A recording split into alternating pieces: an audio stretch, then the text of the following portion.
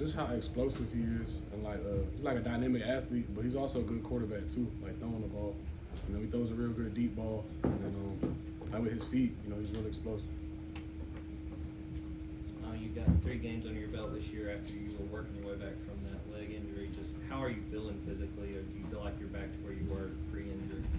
Yeah, I'm feeling good. You know, I'm getting better and better every week. You know, health-wise and like gameplay-wise. So I'm feeling good. Smael, let me ask you about the team mindset. You guys had a week to put you on the Kentucky game, and I guess you started Alabama prep. What would you say this team's at right now, man? With the Kentucky game, we kind of put that to bed early. You know, Monday, you know, went to the doctor. You know, looked at what we could have got better at. Looked at what we did good. You know, could have did better. And then the week was really more so just about like self-scouting, like getting better ourselves, like seeing what we need to work on, what we did good, what we did bad throughout the first 3 games of the season, and just going from there.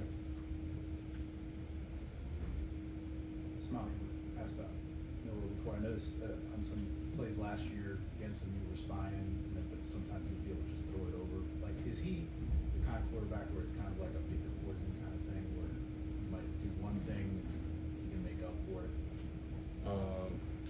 What do you mean when you say pick your poison type thing? Well, you can spy him, but then he can run around or throw it over the top. You can pressure him, you can scramble. But sometimes you can get him on the ground like y'all did sometimes last year. Yeah. I mean, when you're playing like a dynamic athlete at quarterback like that, that's just one of the things that comes with it. You know, just got to be disciplined on what we do and then stick to the game plan.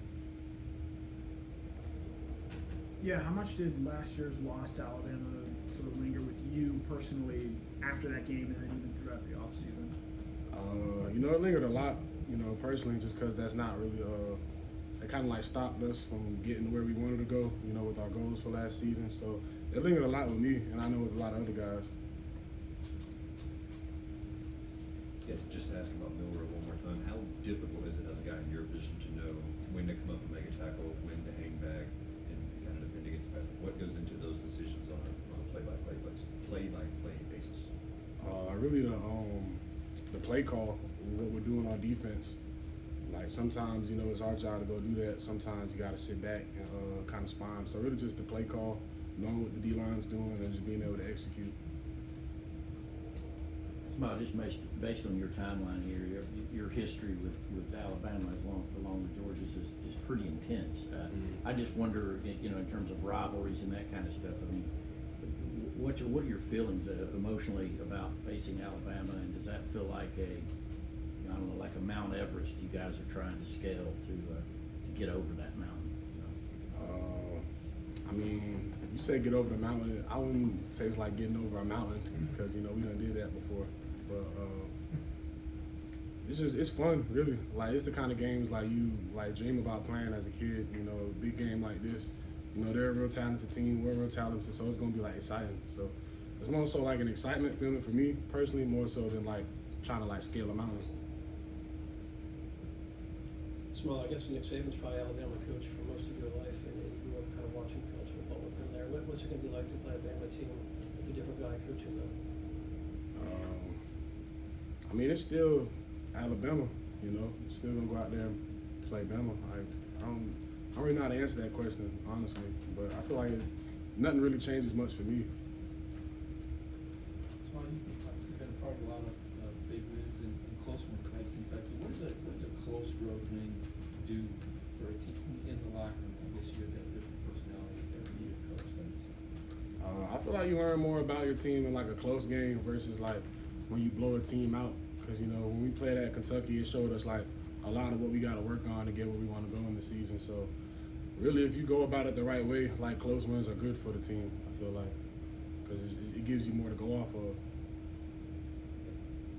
Yes, Smael, you've obviously been asked about defending Jalen Milroe, but how are y'all going about preparing for him? Is there anybody on the roster that might provide that level of athleticism at the quarterback position? How are y'all getting a look at it in practice, essentially? Look at it in practice.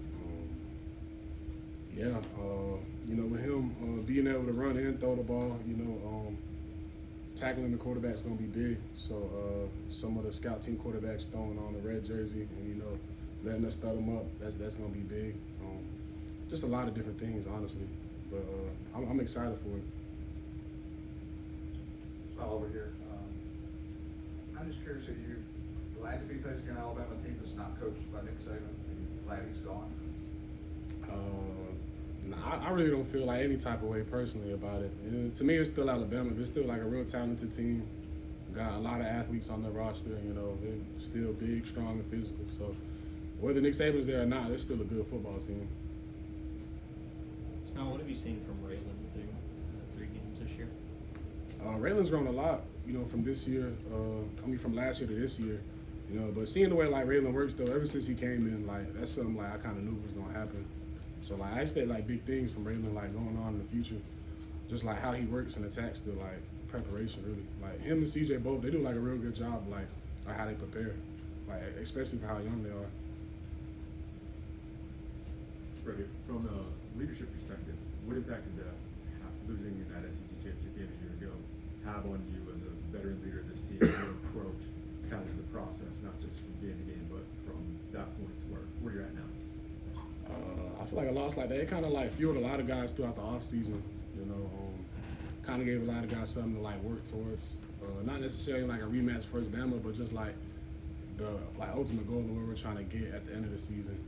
But you know, you still got to take it like week by week though. Like be real like process oriented and like enjoy the process. To like when you get there, you get what I'm trying to say? Yeah, like enjoy the process. Yeah, like just focus, be where your feet are really. Because if you look too far ahead, like you might trip. Smael, you've been recruited by Georgia. Is kind of pitch is to play and come play in these magnitudes, like games this big? Is that Yeah, part of the pitch? yeah, definitely. Like when I was coming up, I know Georgia had they had a lot of big games during my recruitment. Like the Notre Dame game is one of them, and just seeing like the atmosphere, like it's something like you dream about playing in. So, like I knew when I was coming to Georgia as a recruit, like I was gonna be able to have the opportunity to play in games like this. I was going to ask you about the whole game day thing, and I know sometimes in the hotel rooms you guys have time to catch that or not. Does it add a little something? I mean, I know you've been through a lot of these by now, but does it add a little element to it, a little bit of fun? Nah, I mean not with me personally. You know, I don't really like pay no like too much mind to it really. I kind of just like focus on like the game itself. Any more questions for Smael? All right, Smael, thank you, sir. Thanks, Smael. Thank you.